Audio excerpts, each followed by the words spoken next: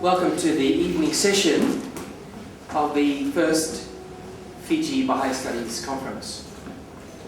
We've had a very successful session today with 8 speakers on the program, and tonight we have a 9th.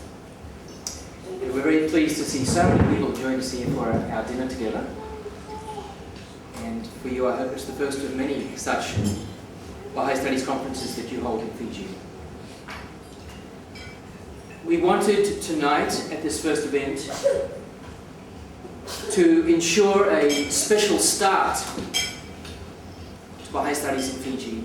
And we could think of no better way to start than to seek a presentation on the life of Tinai Hancock, which we're fortunate to have from her son, Taitusi Hancock.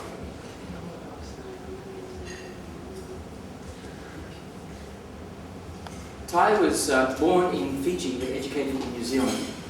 He's lived in Melbourne for a number of years. He was working with a company called TNT. For a period of 9 years, he worked in that, learning the business, and he ran the company for 3 years, and now he's been self-employed for more than 20 years. And we're very fortunate to have him as a member, a sometime member of the Suva community. We've spoken today about what we mean by Baha'i Studies.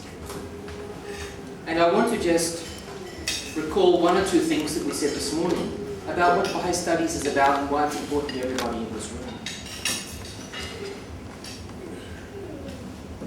More than 10 years ago, in a letter that came from the World Centre to national assemblies, a compilation on the subject called Baha'i Studies, to explain what this activity is. And in this covering letter is the statement: the House of Justice calls upon members of the community of the greatest name, young and old, men and women alike, to strive to develop and offer to humanity a model of scholarly activity along the lines set out in this compilation, animated by a spirit of inquiry into the limitless meanings of the divine teachings. This scholarly endeavour should be characterised by the welcome it offers to all who wish to be involved in it, each in his or her own way, by mutual encouragement and cooperation among its participants, and by the respect accorded to distinguished accomplishment and outstanding achievement. The spirit and approach should be far removed from the arrogance, contention, and exclusiveness which have too often sullied the name of scholarship in the wider society, and which have created barriers to the sound development of this worthy pursuit. Now, you are being introduced to this activity that is called Baha'i Scholarship, and you are encouraged to join men and women alike, young and old, in another important communication from the World Centre. No matter how remote we may live in villages, islands and outer areas, and irrespective of our educational background, that everybody can inquire into the significance of the Baha'i teachings without exception. And this is a radical opportunity that Baha'is have, young and old alike, to ask questions within a community that embraces diverse thought, diverse ways of doing things, seeking new models of inquiry. And it is a particular pleasure tonight to see the younger generation, as well as some of the older generation here, to be present for this presentation for the first time about one of the first Fijian Baha'is, the first woman to become a Baha'i who's Fijian, her remarkable life, and to be told that by her son. Tonight we will learn things that we didn't know before, and we will remember this presentation.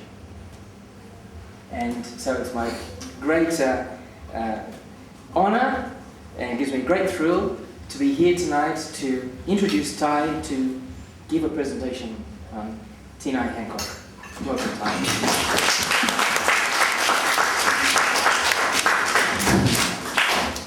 Thank you, Greg. Good evening, friends. I'd like to thank Graham, first of all, before I start, just for putting together the program for today and his offsider Tifa. I think it's been a wonderful occasion. It's a pity that you haven't been here for all of it, you've just turned up.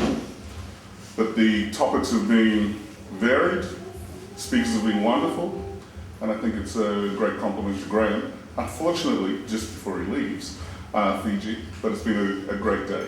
Thanks, Graham. I'm ambidextrous bilingual, so just hang on one second.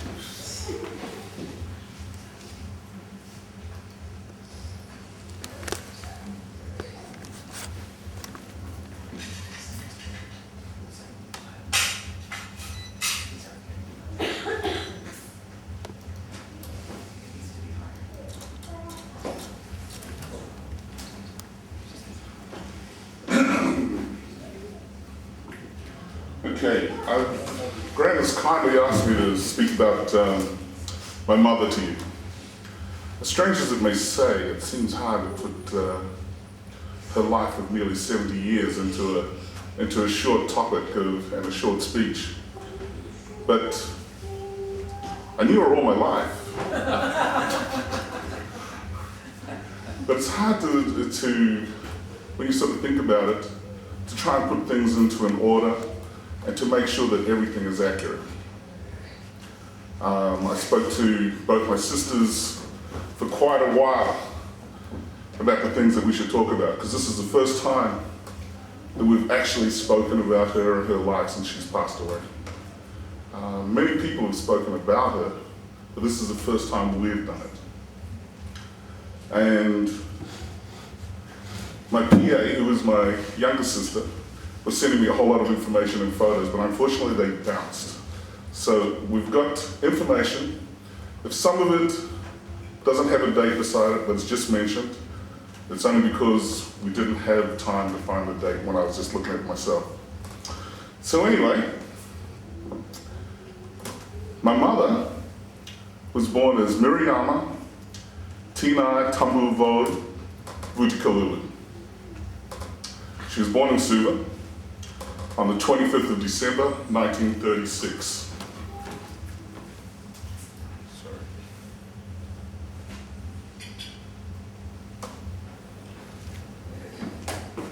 Her father was a chief from the Waibuka area of Fiji in Taileva.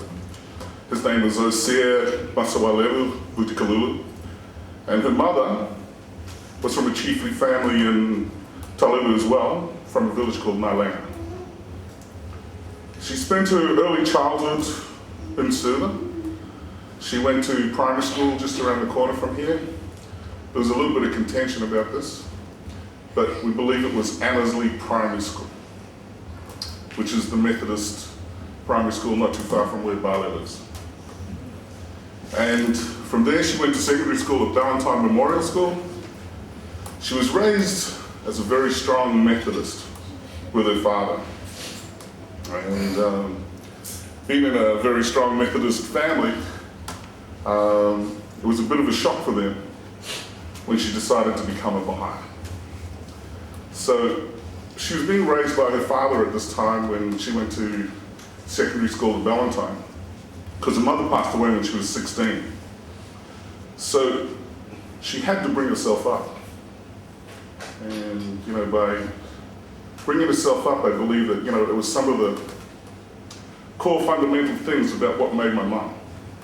That she had this inner strength and this determination from being on her own and having to deal with these things as a youth.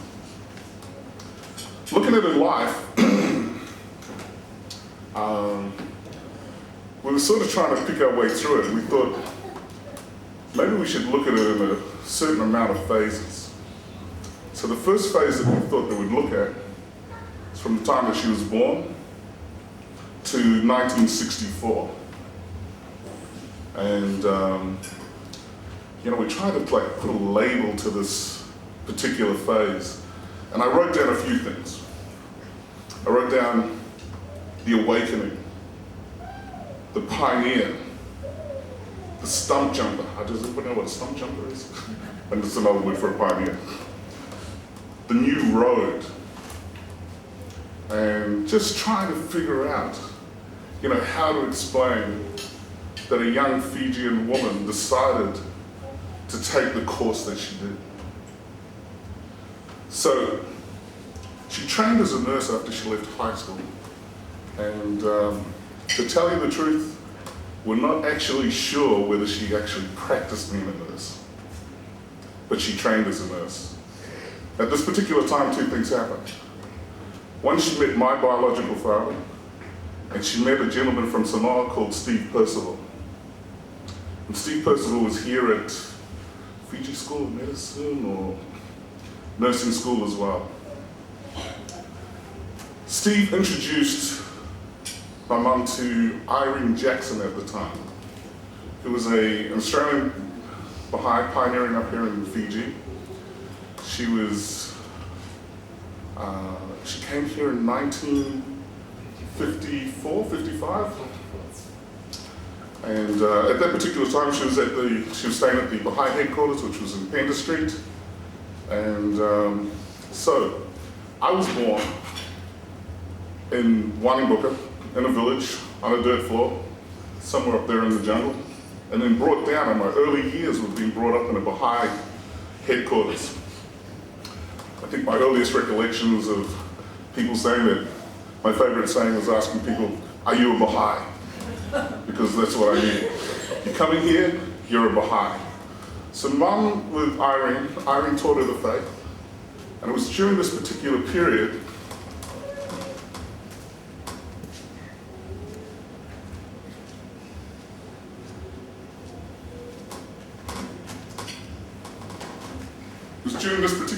that Mum met quite a number of prominent Baha'is.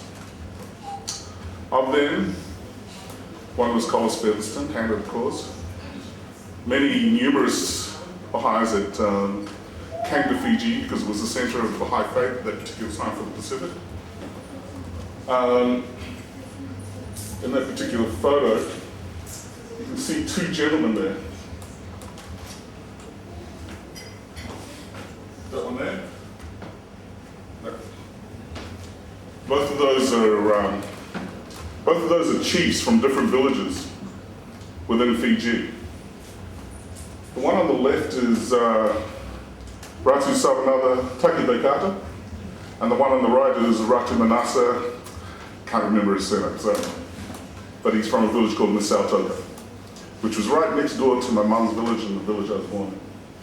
And he was Baha'i as well.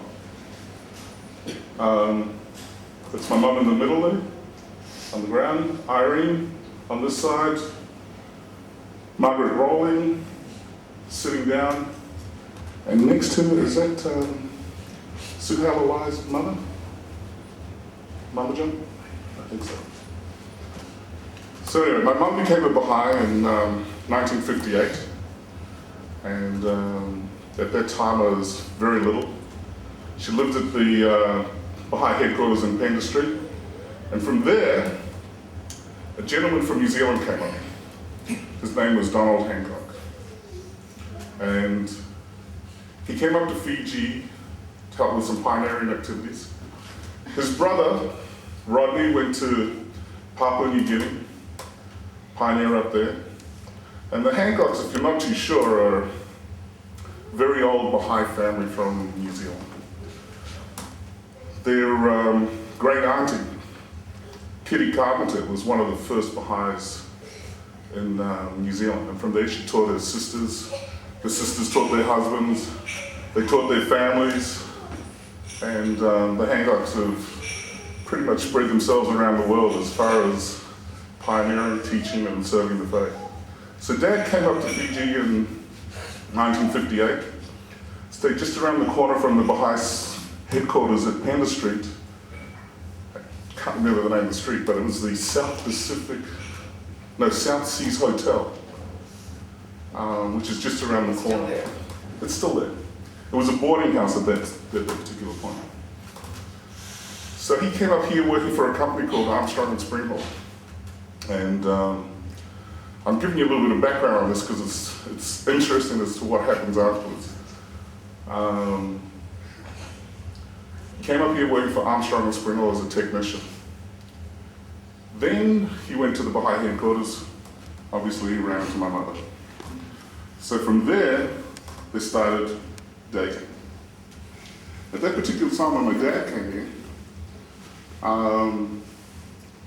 he'd already been told that he wasn't allowed to fraternize with the locals in Fiji. So it caused a big problem. He started dating Mum, and within 5 months, he was sent packing back to New Zealand. So,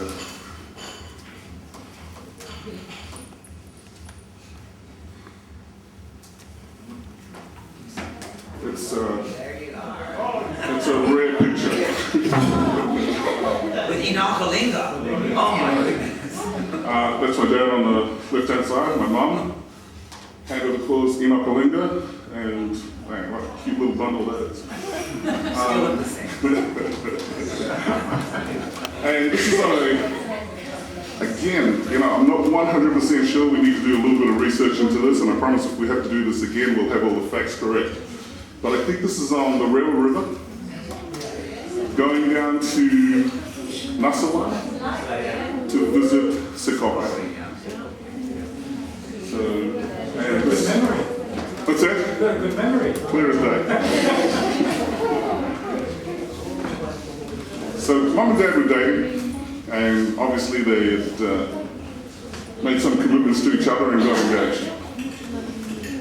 But in between time, Dad was kicked out basically by Armstrong and Springhall and told that you need to return to New Zealand. And in between time, here's my mother, who's become a Baha'i, who is now engaged to a European from New Zealand, and her family basically disowned her. So she's in a little bit of a quagmire here. Her father didn't speak to her for like 2 or 3 years after this all happened. So in the end, my mum travelled to New Zealand with me. They got married in Auckland in 1959. Armstrong and Springhall didn't dismiss my dad from the employment. They just sent him off to one of the remotest areas of New Zealand to go and work. They were going to send him to a place called Invercargill. I don't know if you know where that is, but that's right down the bottom end of New Zealand. But instead they sent him right out on the east coast of New Zealand, on the North Island, to a place called Palmerston North. And so they headed off there in 1959. And in 1960, my sister was born, Audrey, some of you have met her. And at this particular time, I think it's fair to say, just from the little snippets that we remember from Mum telling us about this time, is that she found it very hard to assimilate into the life in New Zealand. So in order to try and bring some more family back into it, Dad shifted back to Auckland. He headed back to Auckland and they stayed in Auckland with my great-grandmother, I think it was. And then they bought a house in a community called Taitusi, which was great for Mum. Because this community was for people with young families and buy cheap homes over there, and there were new schools being built for kids. And it was a multi-ethnic community, basically, and purely by accident. There's Mum and Dad, European Fijian, and next door neighbour was Maori, husband was Irish, wife was married, husband was Irish. The next one, Tongan, English, then a couple of Hungarians. Across the road was Germans, and there were Maori, Yugoslavs, which we call Dalmatians in New Zealand, call them Dallies. So it was an interesting street, very short street, but there were a lot of different people there. And although Mum didn't, have trouble trying to grow in that community, she missed speaking Fijian. So one of the things that we found is that our house became like a magnet for all the Fijian students in Auckland. And people were going to university, and there were lots of them that came through, but just to remember a few from the photos, Suliana Siwatungao, Savanava Siwatungao, they were courting at that time, they used to come home all the time. Suliana's mum's niece, what's his name? Gary, tell me what's his name? Ray Dickey. Ray Dickey used to come home, he was studying in Auckland at that particular time.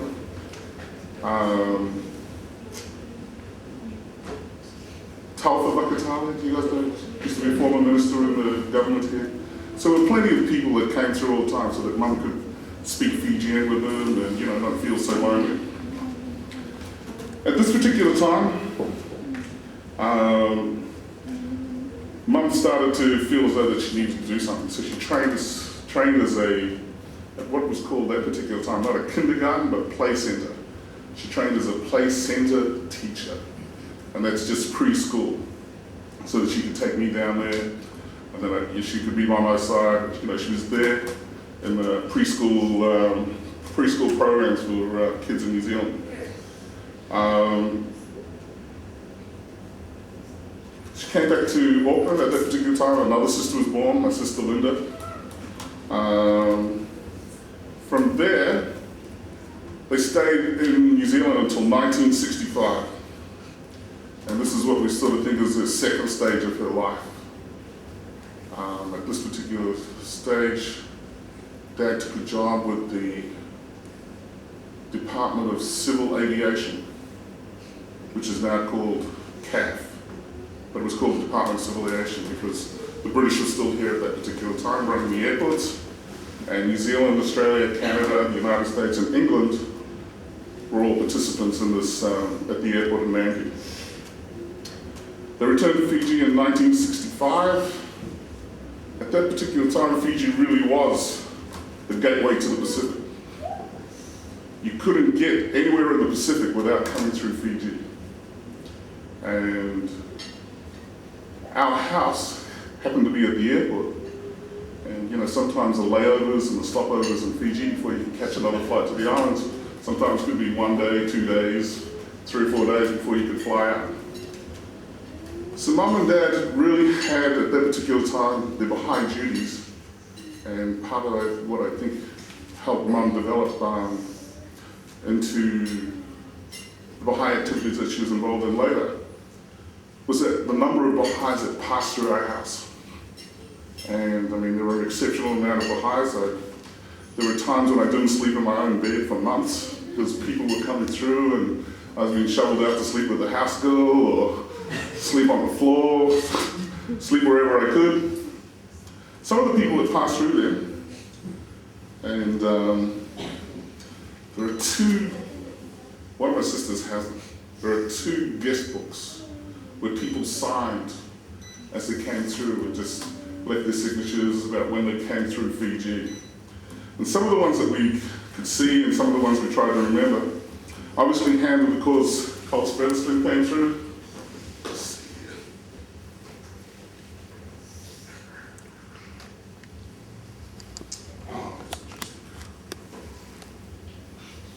This is a letter. I'll give it to Graham afterwards, but it's pretty hard to read. This is a letter from Enoch Alinga. I don't think you can read it, but if not, please correct me. The point, dear sister, is that your letter of April the 25th, and he's replying on the 12th of December, so obviously there was no email, was of great source and delight to my heart. I constantly think of you and remember you in my prayers, that you may be guided and protected always. So this is a letter that Enoch sent to Mum after she married. As I said, they struggled with a few of these things so she looked for support from the hands of the cause.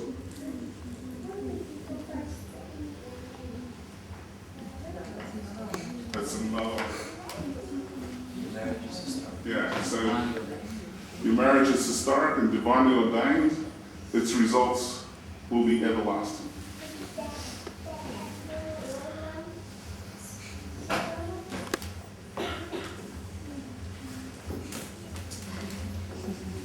So that's Collis Featherston, travelling through Fiji, visiting my parents' place. Those are 3 little urchins. I don't know where they came from, but I think that's me on the left. My younger sister Audrey on the right there, and in the middle there is my sister Linda. So Collis came through many times because he's always travelling through the Pacific.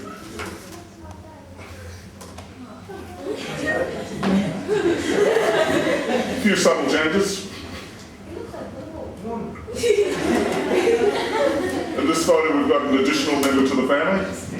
Standing up the back there, that's my younger brother Stan. This is Mr. Fazy. You were so skinny then. What do you say? You were so skinny. What do you say?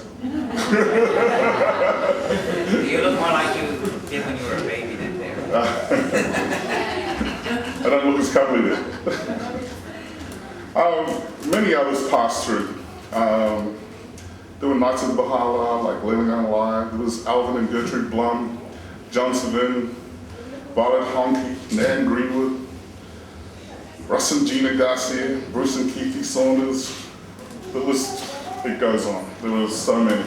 Plus the Pacific Island Baha'is. Baha'is from Tonga, Samoa, Solomon Islands, Vanuatu, Papua New Guinea, all came through. And I wasn't at home all the time. I went away to, well, they sent me off to boarding school, I guess. But you know, in the second part of the guest book, I wasn't there for most of it, and there's a lot more Baha'is that passed through that I can't even recall or remember. Mum and Dad got involved in the local Baha'i community. They did a lot of work with Irene, did a lot of teaching work with some of the elder Baha'is that aren't here today, but you know, people like Sekope and Johnny Salele, who's still around, Lipani, many of these Baha'is. They were heavily involved in helping Irene with just administration work. Even though they were living in Nandi, Irene leaned heavily on Mum and Dad to help them with these things, especially when there were pioneers coming through, teaching programs that were happening around the West. When Dad was talking about his time in Nandi, he said that they did a lot of Baha'i activities. But he said one of the saddest things that he remembers is that although they spoke about the faith to many Baha'is in Nandi, they never really advanced the faith as far as getting people to develop their community in Nandi. They remember spending time in Yandua, remember spending time in, with the Indian Baha'is around Singatoka, but they never really did much in Nandi. And they said most of the work they did in Nandi was with Baha'is that were passing through. So it was one of his biggest regrets. There is a picture.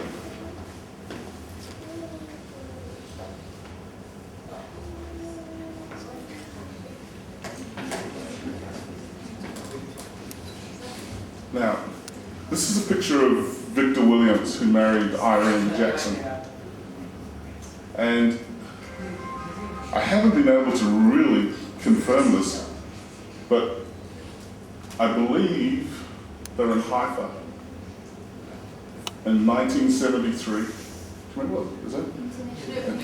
Yeah.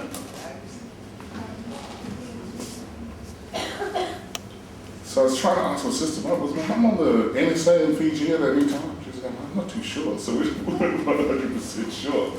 So, when was she counseled? What's that? When was she counseled? Not until 1980. So anyway, we'll have to, next time we have this talk, we'll have to get these facts straight for you. But What year was this? 1973.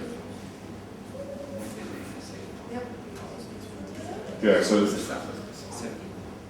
70 or 71? 70, yeah. So anyway, that was Mum and Dad's second part of, well, what we call Mum's second part of the phase in her life. It's just that short 10 years that she was in Fiji. But the exposure that she had to all those Baha'is coming through and the exciting things that were happening in the Pacific and seeing, hands of the cause come through, seeing pioneers come through, really got Mum excited. And, she really had a vision about the Pacific. But unfortunately, they returned to New Zealand. When they returned to New Zealand in 1975, Mum got involved obviously in the Baha'i faith in our local community. Then she was elected to the NSA in New Zealand. And then in 1980, I believe it was 1980, she was promoted to be a counsellor. Can you read that?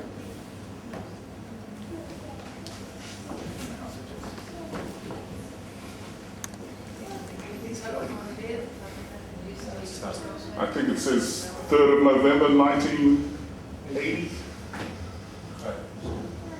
So this is Mum's letter of appointment. That's it.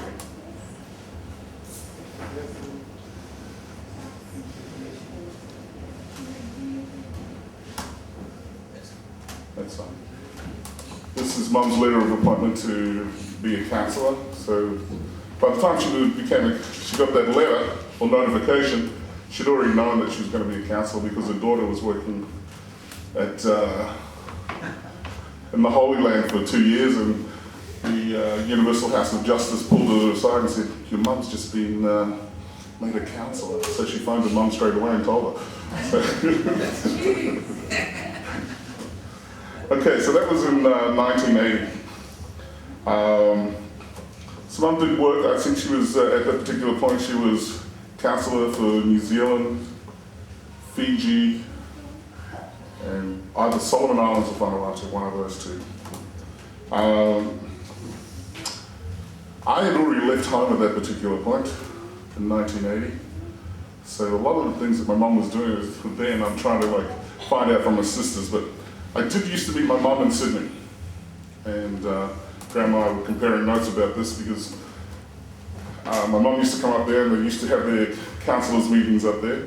And I used to go up and take some time off work and be their chauffeur and take them around so they could do shopping or go to dinner. And so I met, all the counsellors that were there, and a lot of them were friends that we'd known for a long time, like Suva especially.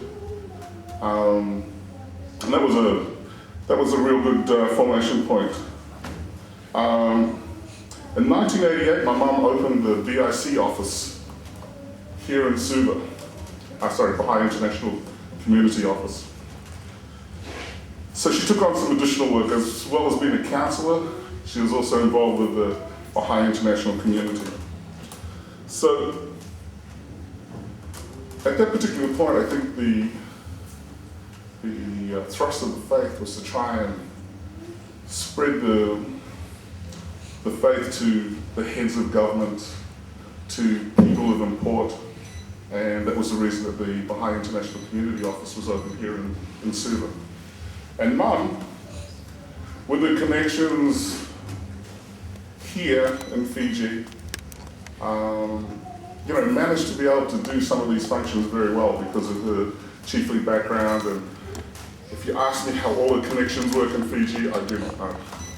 But she's related to a lot of people, and she managed to speak to everybody from the president down to all the ministers.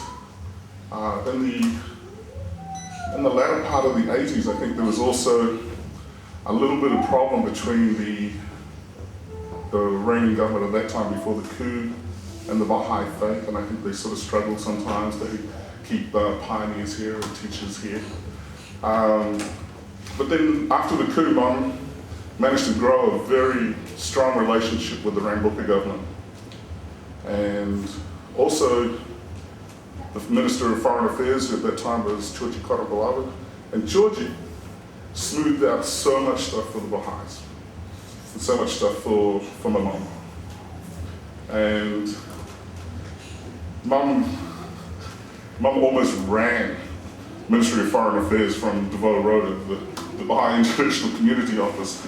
So anytime that she needed something, anytime that she wanted help with something, these guys would bend over backwards for her. She was also prominent in building relationships around the Pacific with many of the leaders in the Pacific.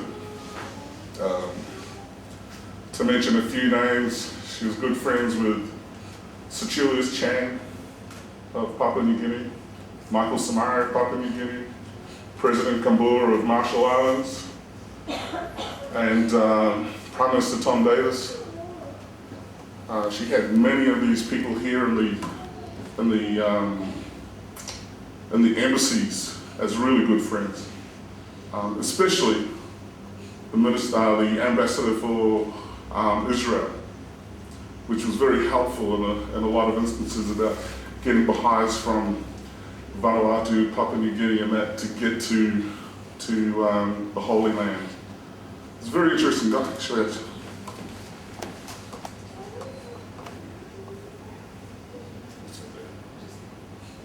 Oh, sorry. This is just a letter of congratulations from Anna the Cause Coles Featherston for my mum. It's another letter from Hugh Chance, I think.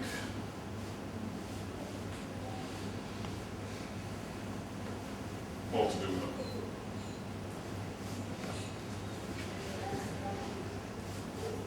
Oh, that's a letter telling my mum to slow down.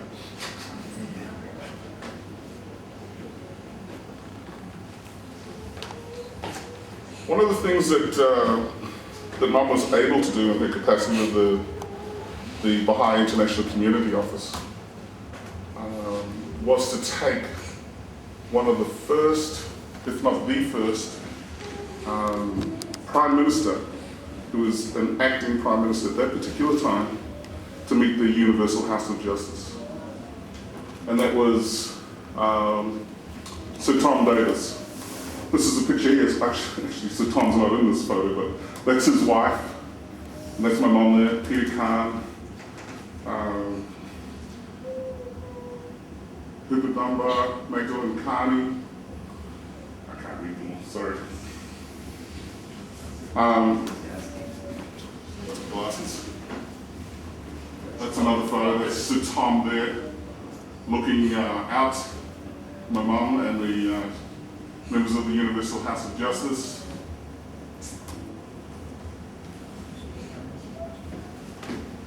And that's a group photo of Sir Tom, his wife, mum, and members of the Universal House of Justice.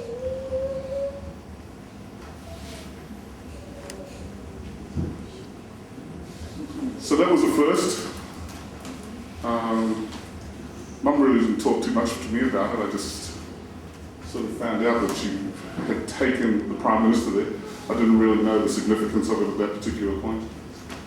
But she did follow that up, and she took President Kambur there from the Marshall Islands. And she also took Sir Julius Chan, but he wasn't the Prime Minister at that particular point. He'd already been Prime Minister and wasn't Prime Minister at the time when they went. So.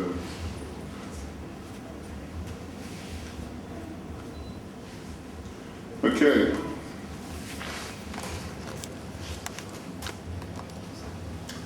There's another interesting thing that I just thought I'd share with you about at this point. When she was here in Fiji and she was living here in Fiji, she associated with presidents and prime ministers and people in the ministry. But she always had this feeling of wanting to help people. And so sometimes when I was visiting with her, Mum was great for bringing home people just off the street who she saw who were homeless people, people who were struggling to get a meal. And I'd be surprised if Mum would be turning up with somebody who was, sleeping in a bus shelter, or bring them up, give them a cup of tea, let them have a rest, this sort of stuff. And she was doing it here in Fiji, and I remember seeing some of the ladies that she used to bring. They're still around town. They're still homeless. But Mum used to bring them up. She knew them, they knew her. And so even though, she moved in those higher circles, she didn't forget where she came from, and that, she was a girl from Fiji, born in the village, and she still felt for some of these people that didn't have it as good as she did. Another thing that Mum was involved in when she was a counsellor, just trying to pick a few things here.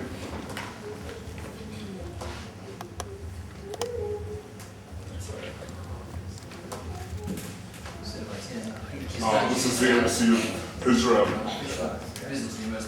Yeah. This guy who's the ambassador, he's an interesting guy. He loved Mum. For some reason, he just was infatuated with Mum. And he was, every time that there was like some function, he'd invite Mum. He'd send his car down to pick her up. So one night I was there, and she said, "Hey, why don't you come on?" I said, "Okay." So she takes me up to meet this guy, the ambassador. Zaraz. He's an interesting guy. He was one of the guys that survived the Entebbe airport raid. And so Mum sat around and said to him right at the end, "Listen, you've got to tell my son about this story." So she's got the ambassador acting out his story about him being on this and surviving that raid in Uganda. Interesting character.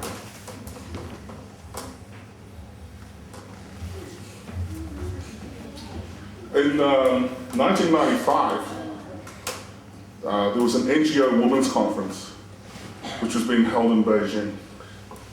And during this time, Mum had a very strong relationship with the South Pacific Commission when she was here in Fiji.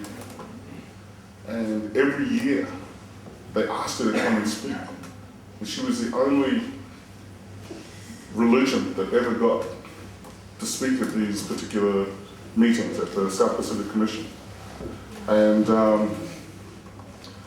she spoke, she was involved in a few projects for them, cervical cancer screening, women and social economic programs.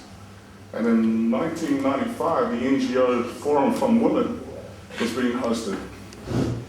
So Mum decided that she would take 40 women from around the Pacific to this particular conference. So she got herself motivated, got these different countries and these island nations around to nominate people to go. And she got them all their visas, got them all their travel money, and took them off to Beijing. And some of these women had not ever traveled any further than their particular islands that they grew up on. And Mum took 40 women all the way to Beijing for this conference. She had many trials and tribulations while she was up there, but it was very successful. And when Mum passed away, a number of those ladies who went on that conference remembered Mum and sent us condolences notes.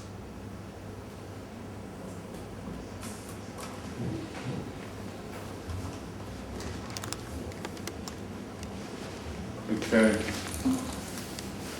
After Mum, in 1995, her time as a counsellor was up, and then from then on she stayed in New Zealand, and she was involved in the local Baha'i work there. But some of the things which made Mum a little bit more interesting was the fact that she didn't stick in a rut. She was happy to throw herself into areas that she was unfamiliar with. She's prepared to give something to go. If people asked her to do something, she was happy to say, yes, I'll do it, and then figure out how to do it.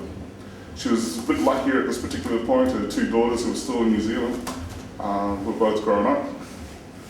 So she managed as a team with her daughters to tackle a number of issues within New Zealand, especially with the Pacific Island community. Mum started off an organisation called the Fiji Social Services in this time. She started off the Fiji Women's Health Network, which was a bit of a coup in itself because it was a Christian church-based program. So he was a Baha'i woman organising the local Christian churches to put together this Fijian Women's Health Network. She set up the community health work models for Pacific Islands. She started a program of Pacific Island alcohol and drug abuse. She did work with local and federal government, or local and New Zealand government. And she was always there helping the Pacific Island Baha'is. And Pacific Island Baha'is a lot of times would be calling Mum, asking for advice, whether they lived in Christchurch, whether they lived in Wellington, whether they lived in Auckland. And Mum was always talking to people on the phone, people always visiting her. And as my dad used to say to her, you don't have to answer the phone all the time, and you can keep the door closed sometime. But that wasn't Mum. Anybody that came, she had the door open.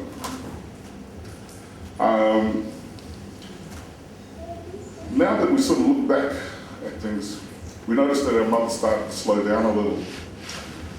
And around about 1999, 2000. And for those of you who don't know the story about how she passed away, but when we look back now, we realise that Mum was probably quite ill at that particular point, having problems with her health. So she started to slow down a little. She still did meetings, but she didn't do as many. She still saw people whenever they came to the door. But another thing happened.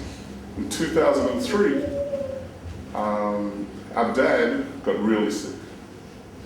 And then all of a sudden, my mum had to be a caregiver, plus a caregiver to the Pacific Island community, plus try to keep herself well, which we didn't know that she was struggling to do at that particular point. She battled away from 2003 to 2006 with my dad. He passed away on June the 19th, 2006. And as soon as he passed away, not long after my mum passed away, on July the 30th, 2006. So 6 weeks apart. I think it'd be interesting for me to tell you the relationship that my mum and dad had. Because Mum could not have done a lot of the things that she did with the faith, and a lot of the things that she did in the community without him. He was like her chauffeur. He was like the guy that did her post office box runs, paid her bills. He was the guy that would sit waiting for her for hours to see if she's going to come off a plane or not. All of these things, he was there supporting her. And if it wasn't for him, a lot of the work that she did do might not have been possible. He was there always in the background. So when he passed away, I think that the fight had gone out of her by then. But she still didn't tell anybody that she was sick. And I stayed with her for a month after my dad passed away and tried to convince her that she needed to get up. She needed to go and drive her car. She needed to go down the road. But she wouldn't. She says, no, I'll get to it. I'll get to it. So in the end, she was having trouble walking, but I said, I'm going to go back to Fiji. I'm going to go for 2 weeks, and then I'll come back. So I left for Fiji. She walked me to the door. And then my sister rang me 2 days later. You got to let your mother come to Fiji. I said, no, just tell her to wait. She needs to get herself back into life. So I said, no, just tell her to wait. And then my other sister, who had been involved in the Ministry of Health, had a bit of swing with some of the doctors that my mum went to visit, and managed to find out that my mum was really ill. So in the end, I said, you better bring her. So my mum came to Fiji, and as I said, when I saw her last, which was like 7 days before that, she walked me to the door. When she came off the plane, she came off in a wheelchair. She couldn't walk, and she was almost in a fetal position. So she survived another 2 days, 3 days, and in between time I told her, you should have told us. I was a little bit angry, I guess, but you should have told us you were ill, because I felt bad that I'd been pushing her to stay in New Zealand. And she just smiled, and she just said, it's Bahala's way. I was going, it's your way, it's got nothing to do with Bahala, that's your way, you should have told us. So I said to her, you've got to tell me what you want. If you die, do you want to be flown back and be buried with Dad? Or she said, no. If I pass away, bring Richard and Verona, and they'll take care of everything. And that's what we did. She passed away 3 days later, and we rang Richard and Verona. Did a fantastic job and a wonderful job. We avoided any traditional complications by letting people know that Mum had passed away. We buried her quickly as a Baha'i, and that was her passing. So I think I'll finish by just sort of giving you a little bit of my personal insights and personal impressions about my mum. So, as you know, I knew her all my life. One of the things that I can tell you about her is that although she was just our mother, we never really realized until she passed away how many people that she had touched. Because, she would just be there all the time for us, so we didn't really appreciate these things. But one thing that we did appreciate is that she always had a vision for the faith in the Pacific. She thought about how the faith should be built, how the faith should grow. And the reason I know this is because her and Suva Lalai, who were very good friends, they would talk about this from midnight to morning, all the time, about things that the faith should be doing and the way forward for the faith. And, some of that advice I wish now that I'd taken a little bit more interest and listened to. So, we can sort of impart some of these thoughts on the things that we're doing today. Mum was very determined. I used to use another word when I used to describe her. I used to say, Mum's really hard. She had a little bit of steel in it. When she decided to do something, she was going to do it. And if she said no to me, I knew that meant no. There was no way around it. But if my dad said no, I could always go to my mum. But if Mum said no, that was it. So, she was very determined, and I think she showed that throughout her life. She wasn't scared to swim against the current. She wasn't scared to stick her head above the crowd. She took on things that were uncomfortable. She put herself in positions where, people could say things about her, people could do things to her, but, she wasn't worried. She was determined that she was going to do the things that she did, and she did them. Another thing that I noticed more in the latter part of her life, when I got sick myself, I spent quite a bit of time in New Zealand. So I got to see Mum in action a little bit more than I did when I was just a kid. But people would come and see her, whether they were Baha'is or non-Baha'is, people that she worked with in the communities. And she would spend so much time building people up, telling them, you can do it, you can do this, and trying to empower them to get whatever job it is that they needed to do and get it done. Another thing that my mum was good at, she was a very good hostess. She taught us kids to be good hosts as well from the times that we were in Navy Airport and everybody was coming through. But my mum loved hosting people. And I think that's part of the reason why she managed to get some of this work done with, the governments and NGOs and other people of import. And another thing that my mum was great at is that she was great at networking. Very, very good at networking. If she needed something, or if somebody needed something, she knew somebody, or she could get something done for people that might take others a little bit of struggle to get done. And the last thing I can say about her is that she loved the Baha'i faith. It was the cornerstone, I think, that kept her sane when things were tough for her in the early part of her life. Those are things which she dedicated her life and it drove her. She had many, many friends outside the faith, but she treasured all the ones that she had inside the faith. I used to give my mum a lot of, what should I say, sleepless nights.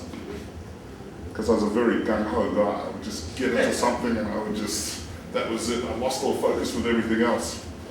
And I can always hear, and I hear it today, my mum saying to me, moderation, Tai, moderation. That's all she used to say to me all the time. Don't go overboard with everything, because I used to be, well, a lot different to I am now, a bit more high-strung.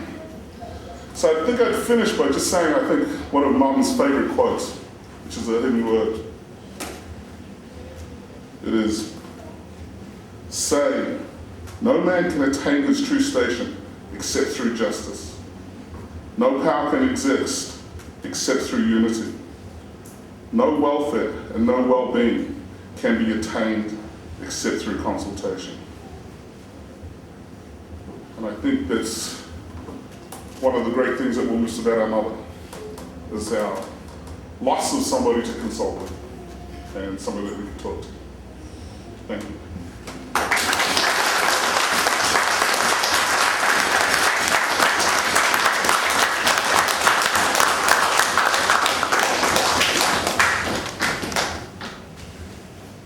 I've shared a bit. There's a lot more to share, but like I said, my personal assistant in Brisbane had technological problems and couldn't get all the information through. But does anybody want to ask me anything about my mum or my dad? Was she the first indigenous Fijian? That's the early Baha'is that we know of that were here were our Indo-Fijian Baha'is. And the first Baha'is that we can recall prior to Mum are just all men. So without delving into the records a little bit more, we'd probably say that we're 99% sure she was the first Indigenous woman, Baha'i.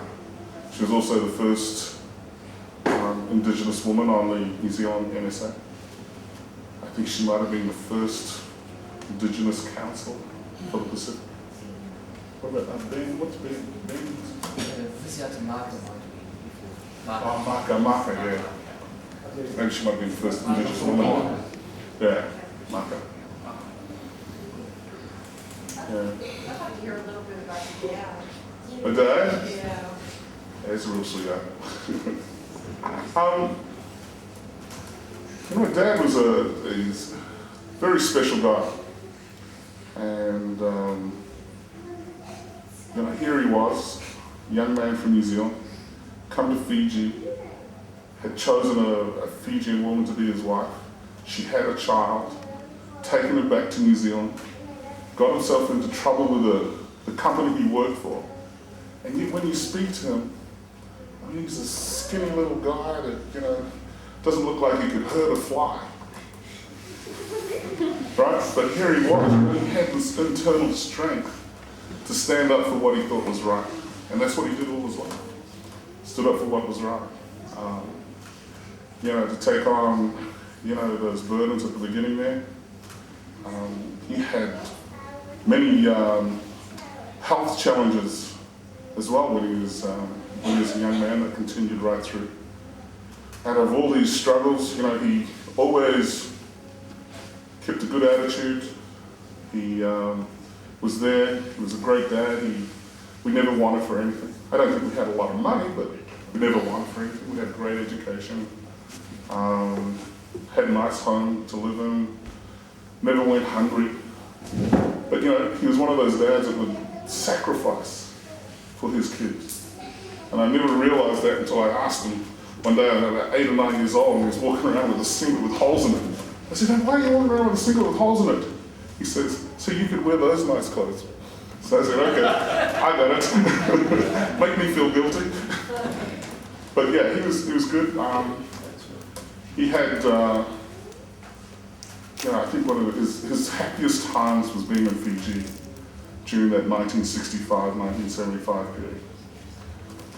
And I spent a lot of time talking to him before he passed away. He died from cancer, and cancer is a good disease at the best of times. But one thing that it does give you, selfishly, is it gives you a chance, if you're a loved one or a child, to talk to your parents before they pass away. I mean, they haven't disappeared quickly as if they were in an accident or died somewhere. So he said being in Fiji during 65, 75 was some of the happiest times of his life. He apologized that, he didn't make more money for us.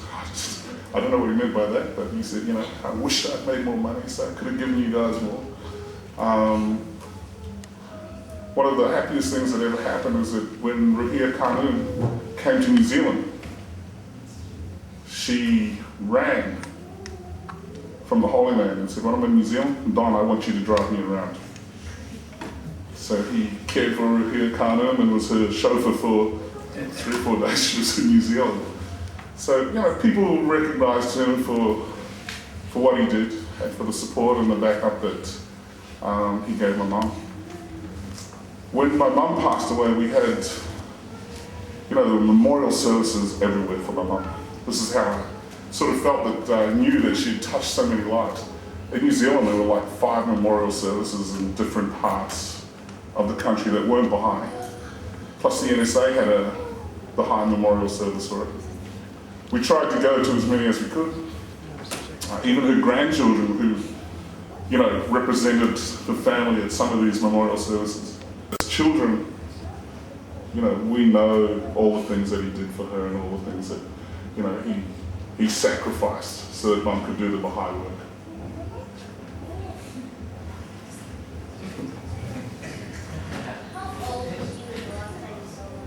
How old was I? Was she? My mum was born in 1936 on December the 25th.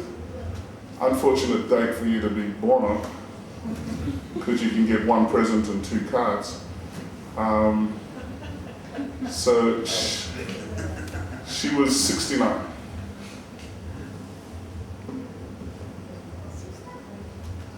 Anybody else? Did her family ever get over the upset and accept your dad? By the time they returned to Fiji in 1965, my mum had already been in communication with her father. And then, because there were more children, there were 2 more children involved by the time my mum came back. So, I think the axe had been buried a little, so to speak. But when my mum came back, she taught her younger sister the faith. And so she became a Baha'i as well. So there were 2 of them in the family then, so my grandfather couldn't say too much. But he'd forgiven her. And, Mum and Dad did so much for him, but by the time they came back, so the relationship was strong and healthy. Yes, Gus?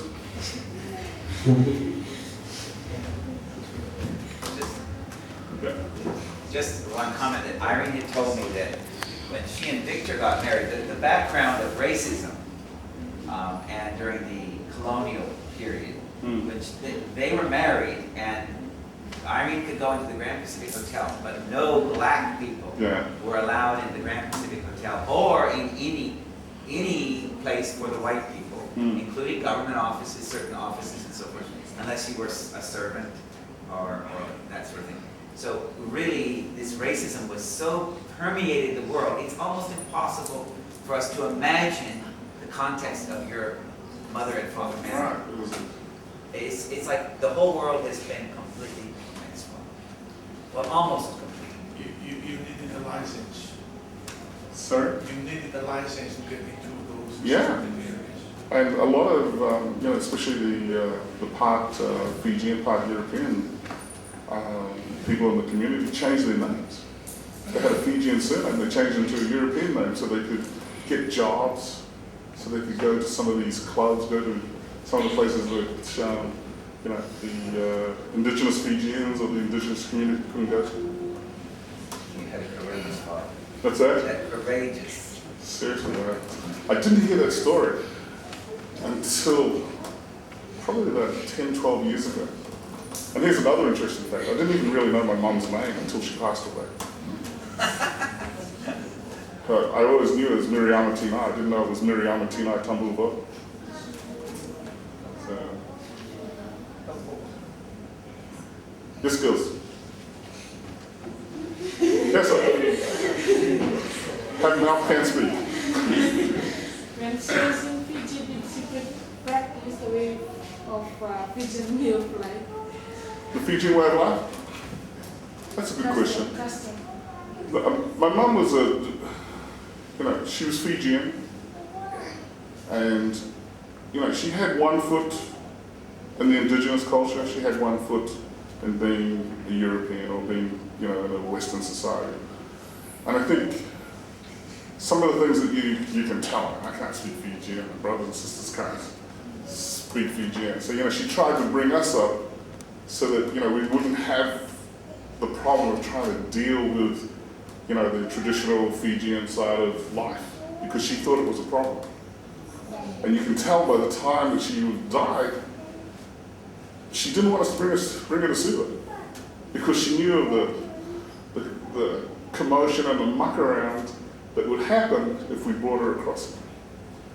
But at the same time, she missed the culture.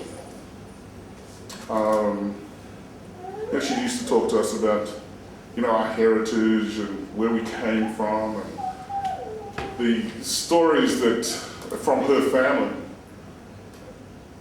can go back to the earlier warrior days of Fiji, from the people that came from Visese through Lakandrovi, all the way up to the Wani Buka.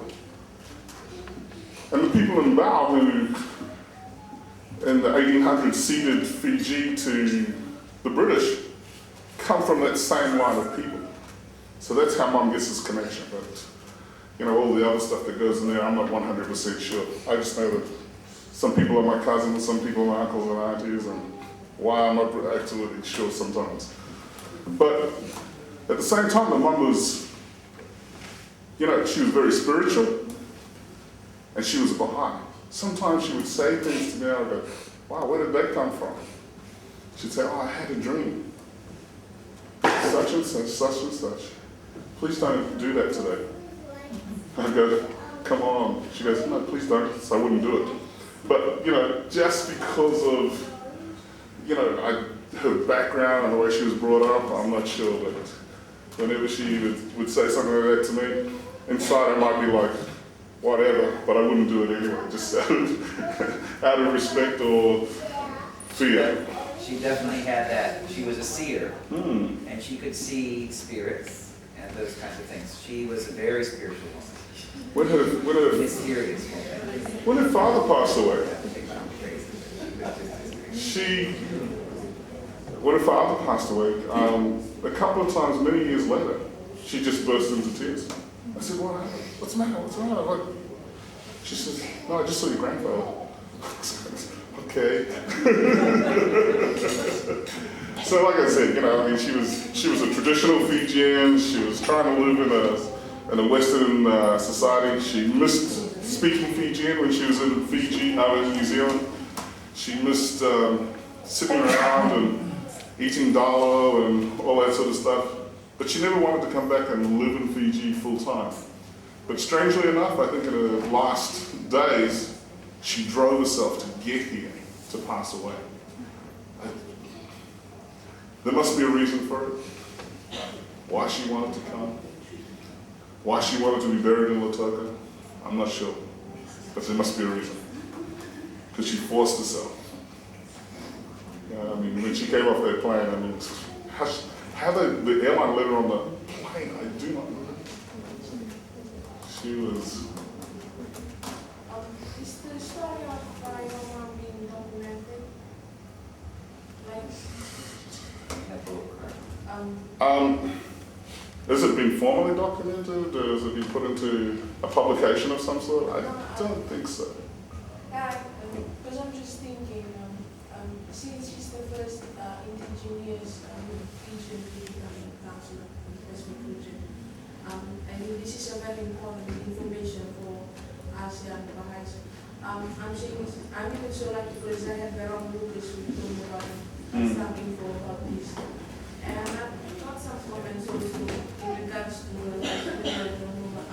because I was there during the time when she arrived in Fiji, where she talked about the burial service. And then she was arranging meetings with the LSAs of Lotonga. That's when she got in touch with Richard and Zarona. Right. To talk with her about the funeral service. Right. And then it was right after she talked to them, after she has told them what to do, she passed away, and then LSA was informed later. You know, there was some, in regards to the Baha'i funeral service, you don't have this traditional that we normally have in the Fijian way of burial. I haven't been to a funeral where you have these high chiefly people and very high people present, and you have to serve them with sandwiches and juice. And this was something which was done during her funeral, and it was packed with people, and there was no, meal that we normally do in a traditional burial service. But for her funeral service, they had respect for her. They did what she exactly wanted.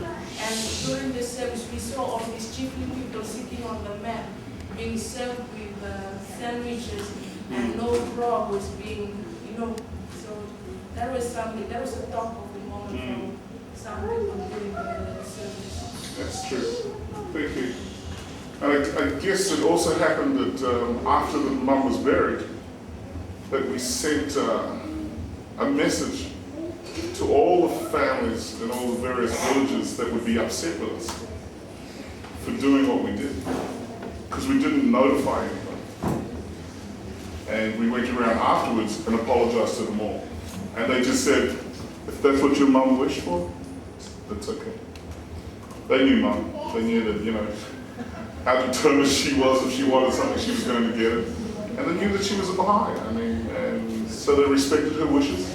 And it was all okay with these guys. So, I think in the memorial service here, did any of my aunties come to the session? Stanley was here, Brother Johnny. Brother Johnny? Suva, yeah. It was packed. Rooster was packed. All right, guys, I think I've held this lecture enough. Anybody else got any other questions? Or do you want me to sing a song? Yes. How did she greet Fijian men? How does she greet Fijian men? Treat. I couldn't say that Mum treated anybody differently from anybody else. Whether it was obviously in a Fijian setting, if you have a person of a chiefly status, not only just out of respect to them, but out of respect to everybody else, you treat them with the way that they should be treated.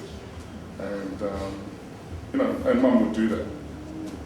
But, did she treat Fijian men any differently from men from China? No. But, she would treat people, according to, how it was important for the particular situation that she was in. And the follow-up on that question was, how did the people in her village treat her? By the time Mum came back from New Zealand, a lot of that, it was really not the village, it was really her dad, who was the chief of the village, that she had the problem with. To her sisters and to the rest of the members in the village, it wasn't a big deal. So when she came back, everything was great. I mean, it was just that her father, built the church in the village, and went to church 3 times on Sunday. For his daughter to become a Baha'i, that was sacrilegious. Anybody else? I think nothing really other than to add to the fact that she was such a great lady that she was able to move up there with the grace of the Pacific. And we talked about Tom Davis and Pariki, the wife. Now Pariki was the strong of the two. Actually, Tom Davis wasn't really keen on it. It was through Tinai that he was able to come in. And then after Pariki, Tom Davis represented the Baha'i in some of these regional meetings, and it was all through That's right. And not only that, she was able to get into these hierarchy kind of Fijian hierarchy, and brought into the faith Ratu George the sister who was sort of wanted to somehow, she was very comfortable there. See, when Ratu George was the Governor General of Fiji, he came to New Zealand. I mean, on his official duties, he took time out to come home and spend one night with Mum. So him and his wife come home, we had their aide de camp and all that, parked outside in vehicles while they were inside with Mum. So, I remember once at BOC, Lady Mara was up there with Mum. Plenty of people that you younger ones probably don't know, but Auntie Fina Tomakadoro, she's one of Mum's great friends who was a senator and in the government with prior to Rambuka and the Rambuka government. These are all family members, people that she had a family connection to. Andi Lelea, Mum invited her to many. This is Ratu George Thackenbell's wife. Mum invited her to so many different meetings, whether it was a Baha'i meeting or an SBC meeting. She would take her along, like, I don't know, a lady in waiting or something. But she was always traveling with somebody of importance there. All right then. Thank you, Brian. Thank you.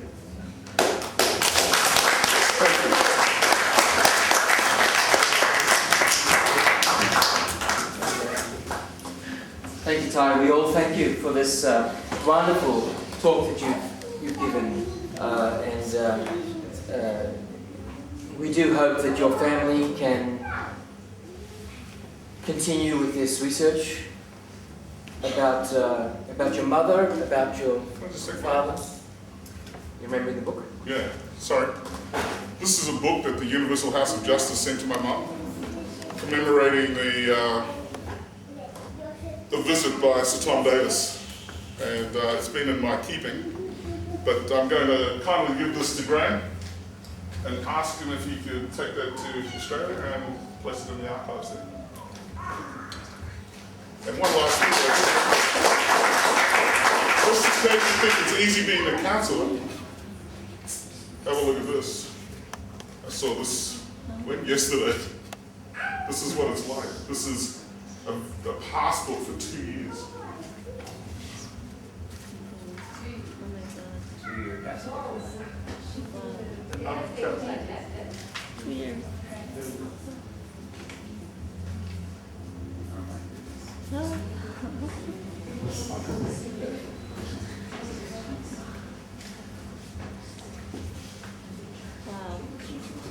All full and all these extra pages.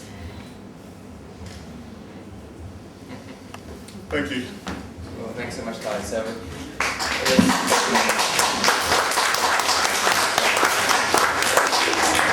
So we've had a wonderful day and a wonderful evening. I think it's been very special. And I was saying we wish your family well as you put together this history. I think Fiji is so blessed to have this remarkable woman as one of the first adherents of the Baha'i faith in the Pacific from her background. Such a wonderful role model for not only for Fijian Baha'is but for Baha'is everywhere. And for those of us who knew her, I was much smaller when I saw Tinai. Everybody has got a memory of seeing Tinai, and you have mentioned her big smile that you could see there. Big smile from Tinai. Powerful woman and a big smile. And you filled in some of the story for us. So thank you so much. An evening to remember. We have recorded on video tonight so that we've captured this story. We'll get a copy of that for you and for your sisters. The other thing Tai didn't mention is the wonderful harmony that they have within their family. Their parents are now gone, but they're in close touch, brothers and sisters, and keeping this memory alive. And doing other things in the name of Tinai Hancock as well. They have projects in her name now. So very many things. And we thank you so much. That brings our evening to a conclusion. I want to thank my colleague Fere Tipu for helping throughout the planning. Every day we sat together to plan this event today. Thanks, Fere, for that. May you have many more successful events like this in the future. So thank you.